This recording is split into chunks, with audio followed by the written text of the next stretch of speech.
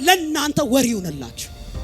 እያንዳንዱ የእስራኤል ሕዝብ አለ ጠቦት እያረደ በቤቱ መቃን ላይ ይቀባ። እኔ ዛሬ ሌሊት አልፋለሁ አለ እግዚአብሔር። የሌለው ካለው ይውሰድና ይቀባ። ወዳጆቼ የኢየሱስ ደም እንዲህ አይደለም በእኔና በእናንተ ልብ ላይ ፈሷል። እኛ ቆሮንቶስ ምዕራፍ 3 ላይ አንብቡት ከአንድ ጀምራችሁ። እንደገና ራሳችንን ልናመሰግን እንችላለን። በእናንተ ፊት መተን እንደነ ሙሴ መሆን አለብን ወይ? ጨርቅ ጋርደን መምጣት አለብን ወይ? እናንተ የምትፈልጉት የምስጋና ቃል ነው ወይ እያለ ስለሚበልጠው ጸንቶ ስለሚኖረው ስለማይጠፋው የማይቀጥለውን ስለሚቀጥለው ስለ ኢየሱስ ደም ነው የሚያወራው። ያ የሞት አገልግሎት በክብር ከሆነ ይህ ጸንቶ የሚኖረው እንዴት አይበልጥም? በእነ ሙሴ ዘመን የተገለጠው ያ ሙሴ ፊትን ሸፍንልኝ የተባለ ይህ ደግሞ አንቺ ውስጥ ጸንቶ የሚኖረው የኢየሱስ ደም እንዴት እሱ የበለጠ ነው? አረ የበለጠ ነው፣ ጸንቶ የሚኖር ነው። በብሉይ ኪዳን የተገለጠው በቤታችሁ መቃን ላይ ደሙን ቀቡ። ያ ደም ምን ያደርጋል? የበፊት የነበሩትን ወራቶችን አስረስቶ አዲስ ወር ነው የሚሰጠው። ደሙ ምን ያደርጋል? በፊት የምታቀው ሐዘን ያለበትን፣ ኃጢአት ያለበትን፣ ፍርሃት ያለበትን፣ መቅበዝበዝ ያለበትን አመታቶችን ሂዱ ይልና አዲስ አመት ያመጣል። ደሙ አዲስ ላይፍ ነው የሚያስቀጥለው። ደሙ አመትህንም ነው የሚቀየር። ያ ትናንትና ያጉረመረምከው ያ የጨለማውን አመት ከዚህ በኋላ አለ እግዚአብሔር ይህ አመት ለእናንተ የመጀመሪያ አመት ነው ብላችሁ። ለምን? በምልክት እኮ ይህ በቤታቸው መቃን ላይ የሚቀቡት የኢየሱስ ደም እንደሚገለጥ ምልክት ነው። እንዲህ ይላል እግዚአብሔር ቃል። ይህ ሚስጥር ይላል ዘመናት ለትውልድ ተሰውሮ ነበር።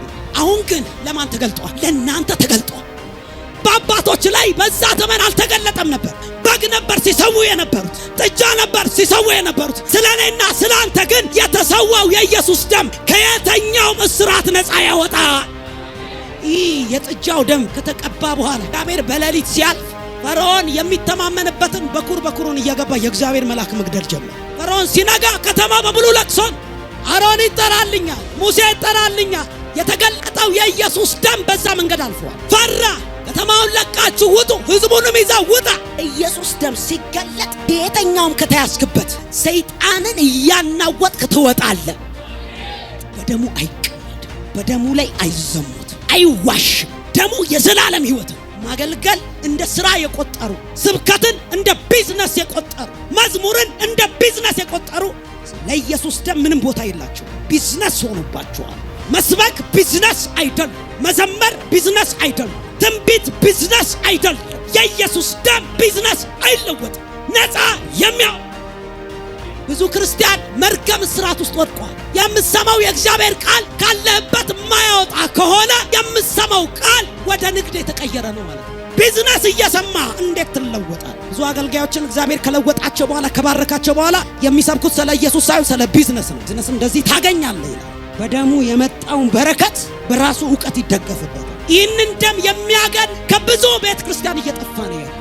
ሰዎችን ከህሊና በሽታ ጣት ጴንጤዎች፣ ብዙ ወጣቶች ራሳቸውን የሚያጠፉት ገመድ ሰቅለው የሚያጠፉት ለምን እንደሆነ ታውቃላችሁ?